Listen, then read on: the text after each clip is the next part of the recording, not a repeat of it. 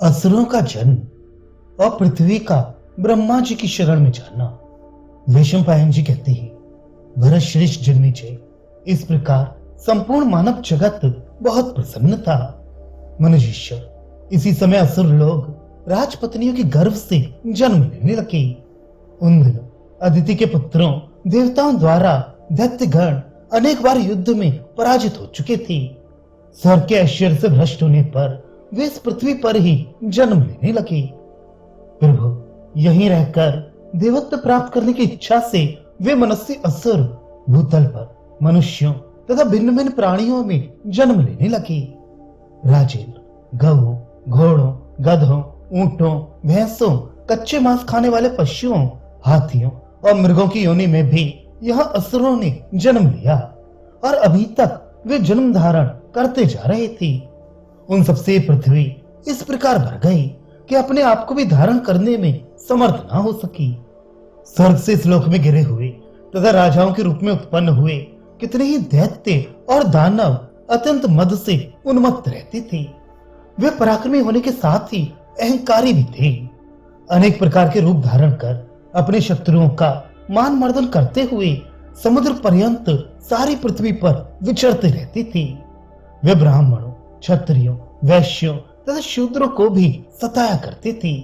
अन्य जीवों को भी अपने बल और पराक्रम से पीड़ा देते थे।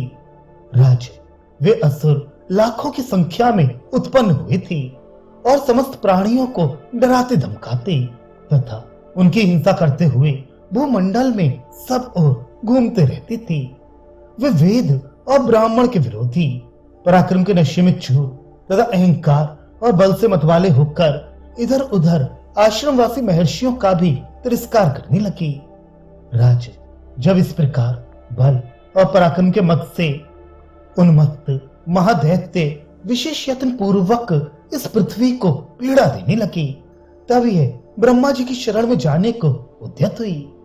दानवों ने बलपूर्वक जिस पर अधिकार कर लिया था, पर्वतों और वृक्षों सहित उस पृथ्वी को उस समय कच्छप और दिग्गज आदि की संगठित शक्तियां तथा शेषनाग भी धारण करने में समर्थ न हो सके। महिपाल तब असुरों के भार से आतुर तथा भय से पीड़ित हुई पृथ्वी संपूर्ण भूतों के पितामह भगवान ब्रह्मा जी की शरण में उपस्थित हुई। ब्रह्मलोक में जाकर पृथ्वी ने उन लोक सृष्टा अविनाशी देव भगवान ब्रह्मा जी का दर्शन किया, जिन्हें महाभाग देवता, द्विज और महर्षि घेरे हुए थे। देव कर्म में संलग्न रहने वाले अप्सराएं और गंधर्व उन्हें प्रसन्नता पूर्वक प्रणाम करती थी। पृथ्वी ने उनके निकट जाकर प्रणाम किया।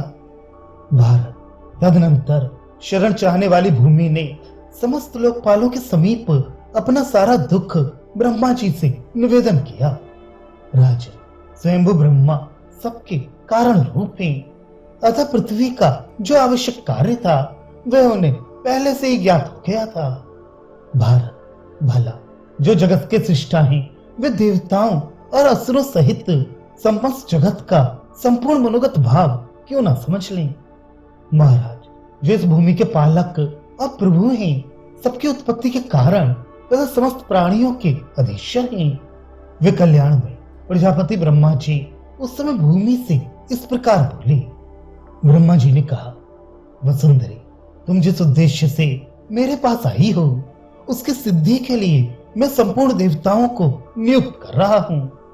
वैशंपायन जी कहती है, राजन संपूर्ण भूतों की सृष्टि करने वाले भगवान ब्रह्मा जी ने ऐसा कहकर उस समय पृथ्वी को तो विदा कर दिया और समस्त देवताओं को यह आदेश दिया, देवताओं तुम इस पृथ्वी का भार उतारने के लिए अपने अपने अंश से पृथ्वी के विभिन्न भागों में पृथक पृथक जन्म ग्रहण करो। वहां असुरों से विरोध करके अभीष्ट उद्देश्य की सिद्धि करनी होगी। इसी प्रकार भगवान ब्रह्मा ने संपूर्ण गंधर्वों और अप्सराओं को भी बुलाकर ये अर्थ साधक वचन कहा। ब्रह्मा जी बोले, तुम सब लोग अपने अपने अंश से मनुष्यों में इच्छा अनुसार जन्म ग्रहण करो। तदनंतर इंद्र आदि सब देवताओं ने देवगुरु ब्रह्मा जी की सत्य और अर्थ साधक और हितकर बात सुनकर उस समय उसे शिरोधार्य कर लिया। अब वे अपने अपने अंशों से भूलोक में सब और जाने का निश्चय करके शत्रुओं का नाश करने वाले भगवान नारायण के समीप वैकुंठ धाम में जाने को उद्यत हुए, जो अपने हाथों में चक्र और गदा धारण करते हैं, पीतांबर पहनते हैं, जिनके अंगों की कांति श्याम रंग की है, जिनकी नाभि से कमल का प्रादुर्भाव हुआ है, जो देव शत्रुओं के नाशक तथा विशाल और मनोहर नेत्रों से युक्त हैं, जो प्रजापतियों के भी पति, दिव्य स्वरूप, देवताओं के रक्षक, महाबली, श्री वत्सचिन्ह से सुशोभित, इंद्रियों के अधिष्ठाता तथा संपूर्ण देवताओं द्वारा पूजित हैं। उन भगवान पुरुषोत्तम के पास जाकर इंद्र ने उनसे कहा, प्रभु, आप पृथ्वी का शोधन अर्थात भार हरण करने के लिए अपने अंश से अवतार ग्रहण करें।